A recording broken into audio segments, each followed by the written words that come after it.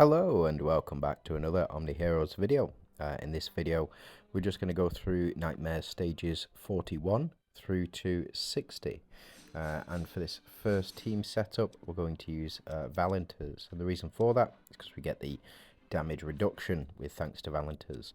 Now we only need 3 Valenters units. What we can do is make an Astrals team, something like this.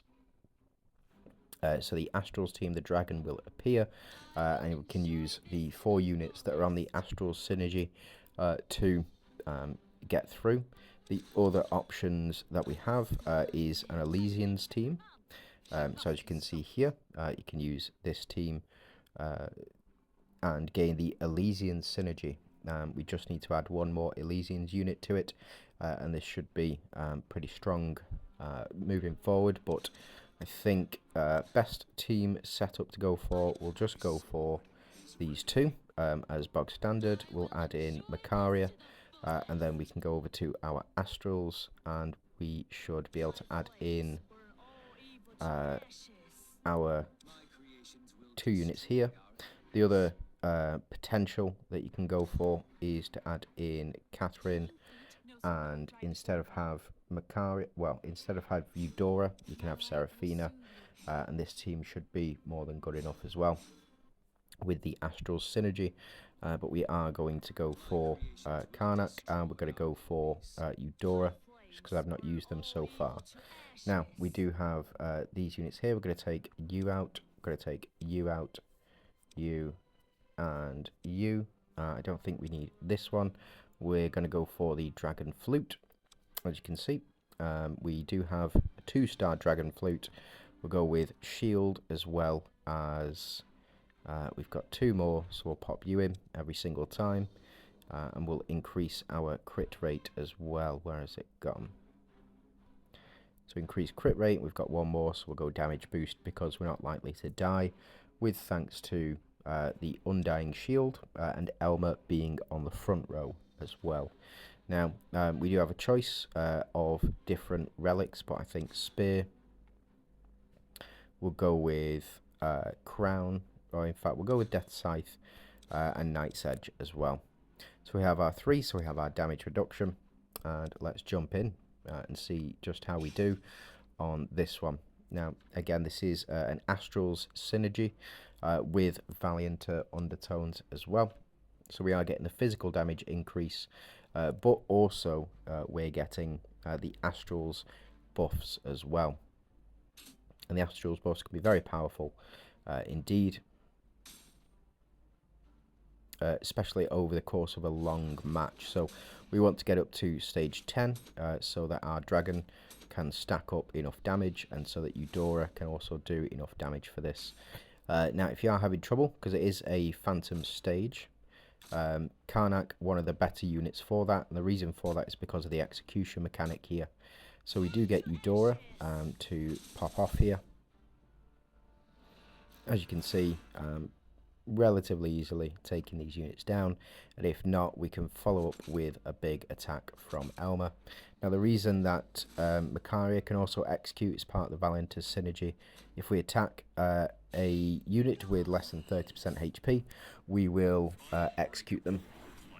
No, sorry, 20% HP, or 10% HP with only 3, we'll execute them, and then Karnak, with his exclusive runes, will also execute them as well. So let's go ahead and push on. I don't think we need to see many more of these stages. We will just go ahead and push as hard as we can.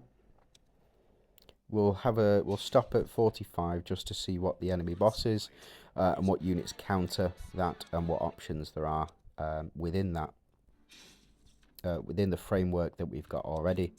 So we're up to 44, and we can go ahead, have a look.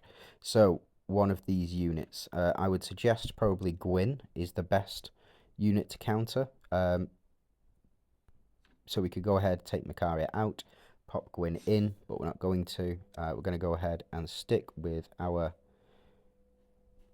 so there's no units within the Astral synergy that count it. They're all, except for Gwyn, they're all within the... Oh, he is. Yes, there we go. He is he is there. So we're just going to pop Gwyn in just for the purpose of this video, just to show you how to counter this synergy. The reason that I think Gwyn is the best is because he's the slowest, and he will act after the revitalization effect has been applied. The other two will not, so they will act before Lachesis gets the chance to. So before Lachesis gets the chance to apply the revitalization effect, and it happens at the beginning of the round, so at the start of round 2, if she does cast revitalization, we want Gwyn to act after Lachesis here. I don't think it should be too much of an issue, especially with the splash axe. But they are doing a fair amount of damage. See, the revitalization effect has been applied, and then Gwyn will attack, take action, and remove the revitalization effect, so there's no healing on the following round. Now we do gain the healing effect, which increases our dragon's damage, and then Elma there to take out the enemies. So an easy sweep. We'll go ahead, jump into the next one. We are down Valianter, so we'll go ahead and take out Gwyn and pop Macaria back in. So we get our 3 Valianters, and we also get the full 5 Astral Synergy as well. So within 1 round, easy enough, thanks to Eudora. If you don't have a copy of Eudora, you do pick her up through the login bonuses, as well as through Oath Recall. That'll be on next week, so about 7 days, or probably 4 days from the release of this video. So we'll have a bit of fun with this stage, stage 50. We'll just see what the boss is. So this is the Hatred Troll. Attacks all enemies dealing 60% damage. When an enemy deals basic attacks, it will lose 1% of its max HP. So in order to counter this, it deals 50% damage. It increases the attack boost by 20% of all allies, 70% damage, and at the start of battle gains a shield equal to 1500% of its attack. At round 4, its whole team gains an additional attack boost of 10% per round. The shield is not broken at round 4. The enhanced boost doubles the attack and triggers a powerful attack that deals 1500% damage to all enemies and stuns them for 2 rounds, while permanently boosting team's attack.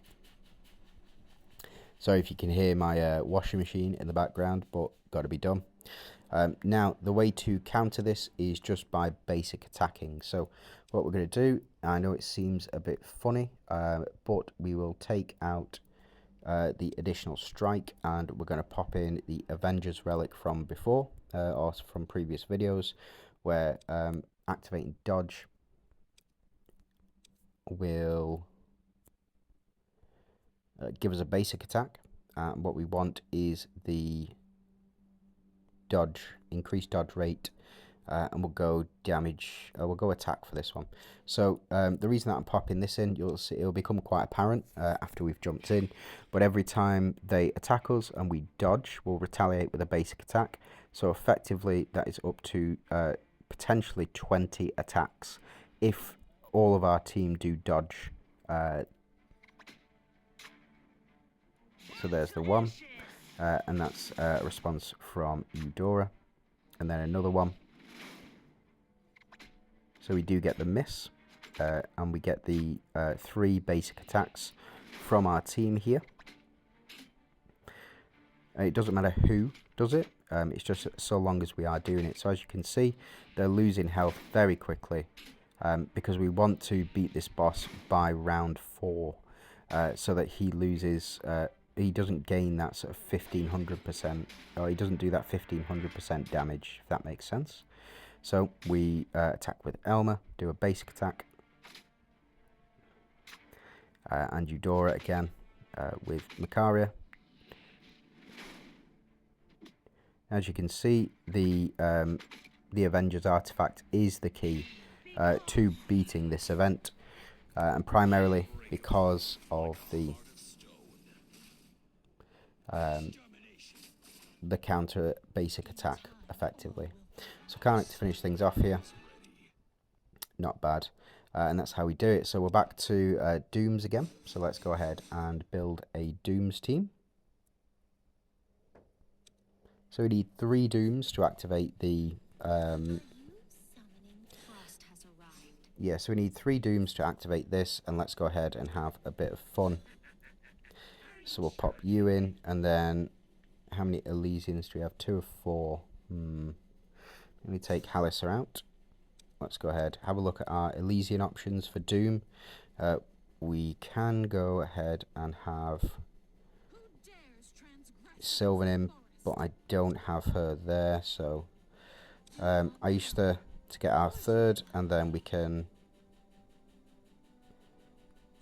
pop in Astrid as well. Let's quickly deploy, take you out, take you out. No, I'll take you out. Yeah, let's build it from scratch. So we want our Elysian relic up here. This is very good. We'll add in triggering dodge again. Triggering dodge. We'll go dealing splash damage here. And where have you gone? Up here probably. There we go. And we want 1 more, so we'll go with damage boost on this one. And what I'm going to do, just going to change this out, and I'm going to put the Gourd in. So this is the new one, which will trigger Wukong's swap ability, allow him to do another basic attack, and then we can pop in Knight's Edge to give us an extra attack boost as well. So let's jump in, see how this team does. To be fair, probably should have swapped Ophelia potentially with yeah, so Ophelia potentially with Ayushta, but the Gourd's going to switch everything up anyway. So as you can see, Gourd switches everything up. Everybody change places.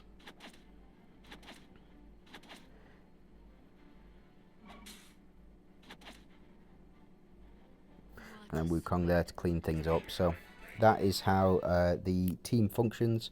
It's how the Gourd functions. It was a bit confusing, but effectively we swapped with everyone. The fact that Ophelia was on the team gave us an attack increase whenever we gain a HP boost, and whenever Dahlia swaps with anyone, we gain that HP increase. Astrid in here just to give us a little bit of extra damage as well. Extra attack power. So it is just something to keep in mind, and then it's with the subtle undertones of Doom's team. I think we can go ahead and skip this one.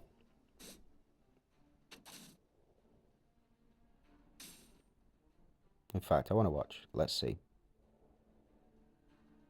Everybody switching, everybody gaining that the attack increase. So Wukong here able to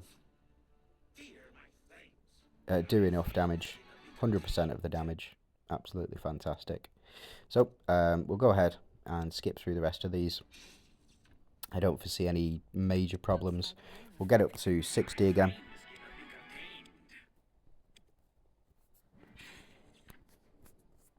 And we'll stop at Nightmare 54 as well. Sorry, 55. Now, Minotaur applies 10 stacks of defense increase. Can be dispelled by any one of these units. You can effectively, what I want to try is Corolla. And the reason for that is because I have her epic runes, which gives a 33% chance to copy double the buff stacks as well whenever stacks are applied. Now that's what I want this this Gourd. So I want a 3-star Gourd, and the reason for that we do reduce accuracy rate, but we also at 3 stars it doubles the buffs for the next 2 rounds. So any buffs that are applied get doubled. Very powerful effect. So we'll go ahead and have a look at this one and just see how well we're doing and how well Corolla does in this one.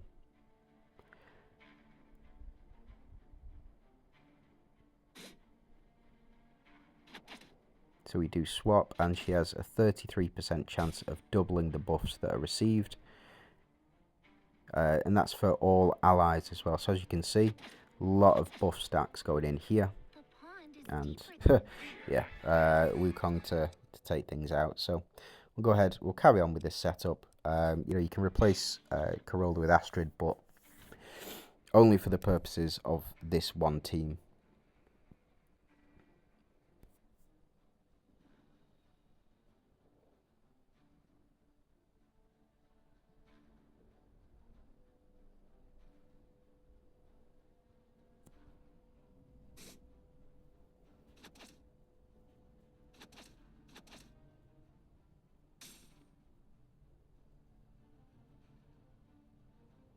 So everybody switch places, and this triggers Wukong. Wukong then pops off.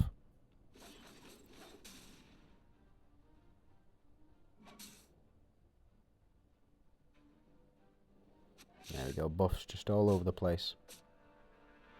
Now the other option, instead of Corolla, for this team in particular, is to add a Phantom unit in there. So if we go to our Elysians, we have a look at our team here. We can pop a Phantom in the form of Sylvan here if we do want to, but we also have other options as well in the form of Janna.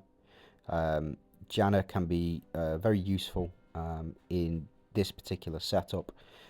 And is there any more Phantoms? Anybody that I'm missing? I don't see it.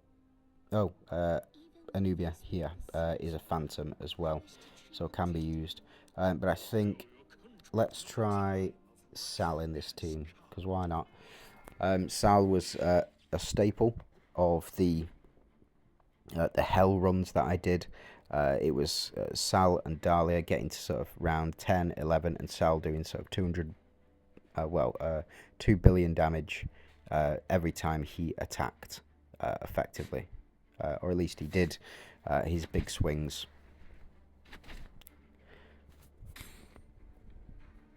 So as you can see, we're not doubling the amount of stacks that are increased, but the gourd really is helping. And Wukong to finish things off again, as has become customary within this. The other option, another option for this team is to build a protectors team around Wukong, but really you just want him doing as much damage as possible. So for this one, I think we can go ahead and skip. So we got up to round 2 that time. Wukong to deal 58%. And I think, yeah, we'll watch these last two. Because Nightmare-59 and Nightmare-60 are often quite tough for sort of mid-game players, especially with the amount of healing that's going on here. So we've got a 3 strikers build on the enemy team, plus Lachesis to remove all of the buffs that we do gain. So if they get to round 2, Lachesis can potentially remove all the buffs, but looks like Wukong just steamrolling through.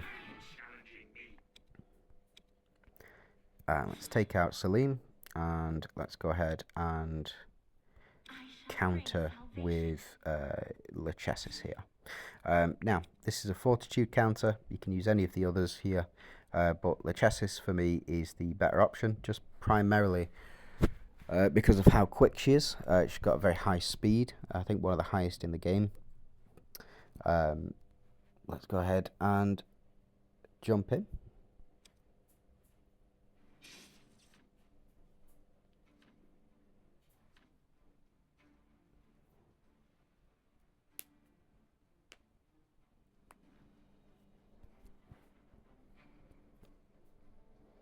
And there we go, got the unstoppable buff here for them.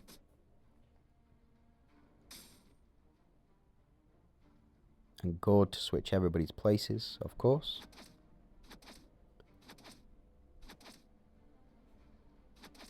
And Fortitude doesn't even get to kick in because Wukong doing too much damage. It's a very powerful ability. It's a very powerful finishing ability on Wukong. The the attacks when an enemy dies.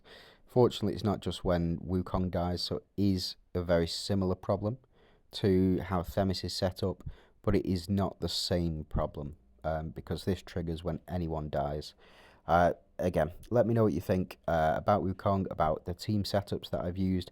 If I've missed anything, just let me know down below in the comments. Be really appreciated. Thank you very much for watching. You can like and subscribe. Be really appreciated. You have a good day.